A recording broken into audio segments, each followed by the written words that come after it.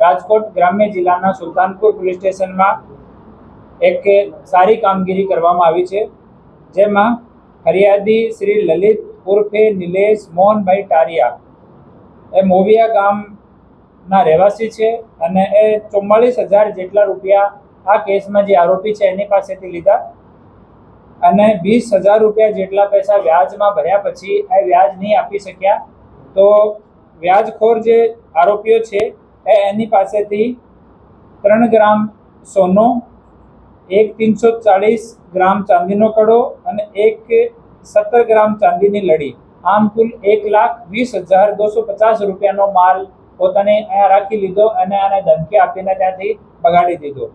આ ફરિયાદ જ્યારે સુલતાનપુર પોલીસ સ્ટેશનમાં આવી તો સુલતાનપુર પીઆઈ શ્રી જયરાજ ખાચર દ્વારા એનો ગુનો દાખલ કરવામાં આવ્યો. એના આરોપીઓ વિરુદ્ધમાં કાર્યવાહી ચાલુ કરવામાં આવી. એના જ ભાગરૂપમાં જ્યારે આજુબાજુના લોકોને ખબર પડી કે આ વ્યાજખોર વિરુદ્ધમાં કાર્યવાહી થઈ રહી છે તો 90 જેટલા લોકો ફરિયાદ કરવા માટે આવ્યા અને જ્યારે આરોપી પક્ષ સાથે એ લોકો વાતચીત કરી તો આરોપી પક્ષે સ્વ ખુશીથી આ 90 પરિવારોનો જો કબજે કરેલો સોના, ચાંદી, મકાન અને વાહનોના દસ્તાવેજ હતા એ તમામ છે એ પરત કર્યા છે.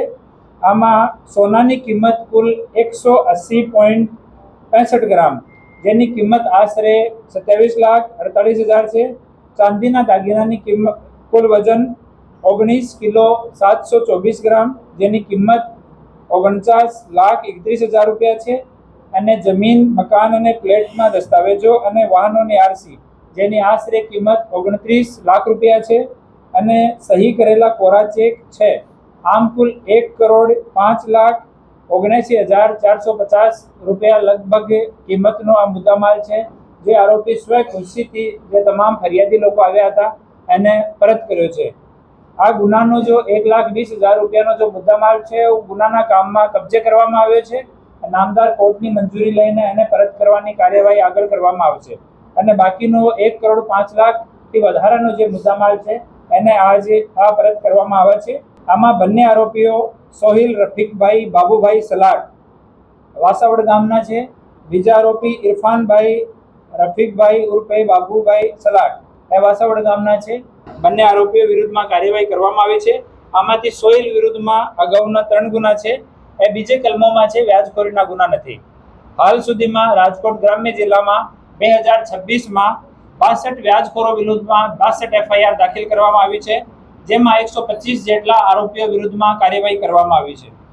હું આપ મીડિયાના મિત્રોના માધ્યમથી તમામ જાહેર જનતાને અપીલ કરું છું કે કોઈ પણ માણસ વ્યાજખોરીથી પીડિત હોય, વ્યાજખોર કેવો પણ માણસ હોય, તમને કેટલો પ્રભાવશાળી લાગતો હોય, બિલકુલ બી ઝીઝક કર્યા વગર તમે નજીકના પોલીસ સ્ટેશનમાં, DYSP કચેરીમાં, ASPની કચેરીમાં, મારી કચેરીમાં આવીને સંપર્ક કરો. 100% અમે લોકો આપની મદદ કરવાના છીએ. આ પ્રેસ નોટમાં અમારો કંટ્રોલ રૂમનો અને અમારા જિલ્લાના તમામ અધિકારીઓનો નંબર છે. આમાં તમારે જે વ્યાજખોરીથી પીડિત છો તો રાજકોટ ગ્રામ્ય જિલ્લા માટે આ નંબર ઉપર સંપર્ક કરવા માટે વિનંતી છે.